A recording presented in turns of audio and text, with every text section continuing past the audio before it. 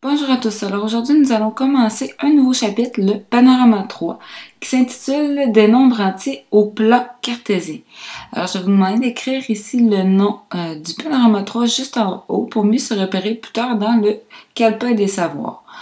Une fois que ça va être fait, je vous demande de faire comme d'habitude et de surligner nos titres de section. Première section que nous allons voir, c'est sur les nombres entiers. La deuxième section sur les nombres opposés et la dernière, la troisième, sur l'ordre. Une fois que ça c'est fait, il ne faut pas oublier de numéroter nos trois sections. Le panorama 3, comme il était écrit un petit peu plus haut, là, on va voir une nouvelle catégorie de nombres qu'on appelle les nombres entiers. Les premiers nombres qu'on a vus depuis que vous êtes tout petit, ça s'appelle des nombres naturels. Comme quand on apprend à compter 0, 1, 2, 3, 4, 5, c'est assez simple. Mais les nombres entiers, c'est une autre catégorie. Eux, ils existent. On les utilise pas souvent, mais ils existent dans la vie de tous les jours.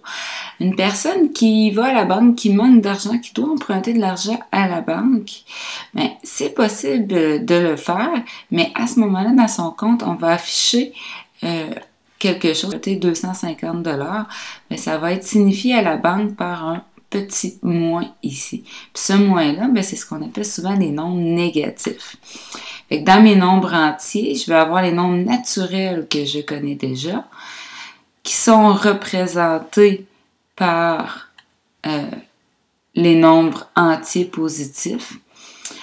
Ces nombres-là, normalement, on dit qu'ils sont précédés du signe plus, mais on n'est pas obligé de l'écrire. Fait que dans mes nombres naturels, j'ai les nombres 0, 1, 2, 3, jusqu'à l'infini, qui est aussi nombre entier positif.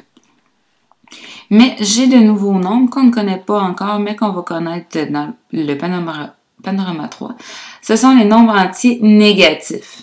C'est à peu près les mêmes nombres, c'est juste qu'ils vont être précédés, c'est-à-dire devant, on va placer le signe moins. On a moins 1, moins 2, moins 3, moins 4, moins 5, etc. Remarquez ici que dans les deux catégories de nombres, j'ai le nombre 0. C'est parce que le 0 appartient aux deux catégories. Fait que c'est le seul nombre qu'on va écrire, qu'on ne mettra pas les signes devant ici. Qu'on ne mettra pas le moins 0 ni le plus 0. Fait que si je regarde, la famille des nombres entiers sont constitués de nombres entiers positifs et négatifs, qu'on a ici qui sont représentés moins 3, moins 2, moins 1, par 0, 1, 2, 3. C'est sûr que je pourrais aller à l'infini dans chacun de ces nombres. Remarquez ici, les nombres entiers n'ont toujours pas de nombres décimaux de virgule. Okay? C'est des nombres qui arrivent juste. À la deuxième catégorie posée, un nombre, on dit ici qu'un nombre entier négatif, là, les nombres sont les opposés des nombres positifs. Okay, les opposés, qu'est-ce que ça veut dire? On va venir se rajouter ici un petit indice. Quand on parle de nombres opposés, on parle de nombres contraires. Fait qu'on dit que les nombres négatifs sont opposés aux positifs, sont contraires. Mais la seule chose qui va les différencier, ça va être le petit signe positif-négatif. On dit que sur une droite numérique, les nombres négatifs et les nombres positifs sont placés de part et d'autre. Ça veut dire de chaque côté du 0. Mais si j'ai le 0 ici, j'ai ma droite numérique, j'ai le 0. Si je regarde le 1 ici, il est opposé à moins 1. Chacun, c'est les deux nombres les plus près du 0.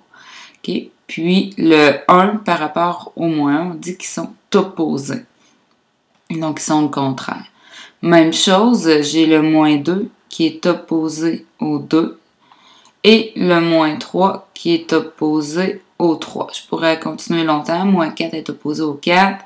Moins 250 est opposé au 250, etc. Le signe négatif, ici, on dit qu'un désigne, on dit que ça veut dire opposé. Ce serait ça sa définition, le petit moins qu'on place. Fait que le signe moins placé immédiatement devant un nombre signifie que l'on s'intéresse à l'opposé de ce nombre. Si j'ai moins 5, ben ça veut dire que je m'intéresse au nombre qui est l'opposé de 5, c'est-à-dire qui serait son contraire. Contraire négatif serait moins 5. Bon, ici on a utilisé moins A, ça voudrait dire n'importe quel. Donc si j'ai un nombre qui est négatif, ben ça veut dire que c'est l'opposé de ce même nombre qui serait positif. Ici, là, il y a un petit spécial, on a moins 7. Oh, ça devient compliqué. On dit que ça serait l'opposé de 7. Qu'est-ce que ça veut dire? Bien, l'opposé de 7, ici, c'est le contraire de 7. Le contraire de 7, c'est moins 7. Puis là, on vient dire qu'on a l'opposé de moins 7. Donc, on aurait moins 7, mais l'opposé, ça veut dire le contraire. Le contraire de moins 7, c'est quoi? C'est 7. Fait que quand j'ai deux signes moins placés ensemble, ça va redevenir mon signe plus. Quelque chose qu'on va revoir en classe. Finalement, il reste l'ordre. Sur la droite, on dit que la droite numérique est utile pour comparer l'ordre des nombres, c'est-à-dire ceux qui sont plus grands par rapport à ceux qui vont être plus petits. Lorsqu'on compare des nombres entiers sur la droite numérique, celui qui est situé le plus à gauche est le plus petit, celui qui est le plus à droite est le plus grand. Donc, ma droite, elle est ici, ça va être mes plus grands, puis ma gauche, elle est ici, ça va être mes plus petits. On fait un exemple ici, on n'a pas donné de valeur, on sait que le 0 est là. J'ai un D, le nombre D ici, on ne sait pas sa valeur, c'est juste que c'est un nombre qui est grand. Pourquoi? Parce qu'il serait plus grand que 0. Puis ensuite, j'ai le A, le B et le C. Mais lequel serait le plus grand entre le A et le C? Mais on dit que ça serait, même si on ne connaît pas la valeur, on dit que ça serait automatiquement le C. Pourquoi? Parce qu'il est plus à gauche sur la droite par rapport au A qui est plus près du 0. On fait ici un autre exemple avec des valeurs. On te demande lequel est le plus grand entre moins 2 et 3. J'ai moins 2 et j'ai 3 ici. Le 3, c'est lui qui est le plus à gauche, donc ce serait le plus grand. Mais bien entendu, si j'ai 3 piastres versus une dette de 2 $, on sait qu'on préfère tous avoir 3 piastres qu'avoir une dette. Même chose ici, j'ai moins 4 et j'ai moins 1. Le moins 1 est plus à gauche sur ma droite numérique, donc il est plus grand. Comme je disais tantôt avec les dettes, j'aime mieux avoir une dette de 1 $ que de voir 4 $ à quelqu'un. Alors voilà, c'était le calepin des savoirs 3.1 sur les nombres entiers.